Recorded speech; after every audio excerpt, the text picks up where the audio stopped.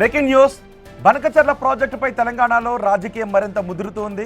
బనకచర్ల విషయంలో AP CM చంద్రబాబుతో రేవంత్ రెడ్డి అంటకాగుతున్నారు అని బీఆర్ఎస్ నేతలు ఆరోపిస్తున్నారు. ఈ ఆరోపణలకు ముఖ్యమంత్రి రేవంత్ రెడ్డి స్పందించారు.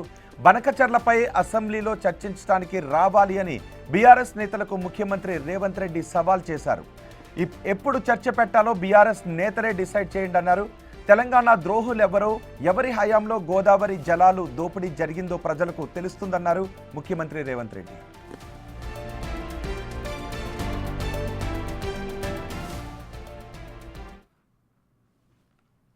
నేను సూటిగా సవాలు విసురుతున్నా.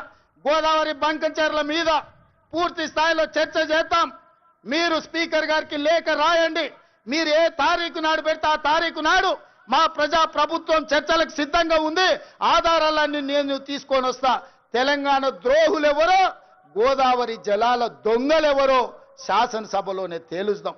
నీకు నీ అల్లునికి చిత్తశుద్ధి ఉంటే చర్చకు తీసుకొని రా, అప్పుడు మాట్లాడదాం తప్ప అబద్ధాల ప్రచారంతో ప్రజల్ని మభ్యపెడతామంటే ఈడెవడు ఊరుకునేవాడు లేడు.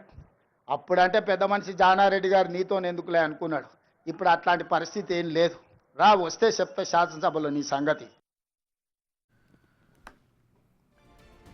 సీఎం రేవంత్ రెడ్డి సవాలుకు మాజీ మంత్రి హరీష్ రావు కౌంటర్ ఇచ్చారు.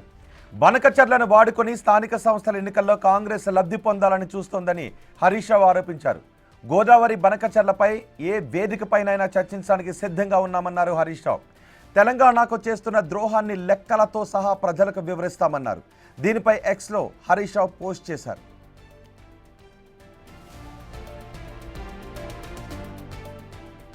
అయితే తెలంగాణ వాదనలు ఇలా ఉంటే బనకచర్ల పూర్తయితే ఆ నీళ్లను ఆంధ్రప్రదేశ్తో పాటు తెలంగాణ కూడా వాడుకోవచ్చు అని ఏపీ సీఎం చంద్రబాబు చెప్పారు. బనకచర్ల వివాదాన్ని సామరస్యంగానే చర్చించుకుందామన్నారు.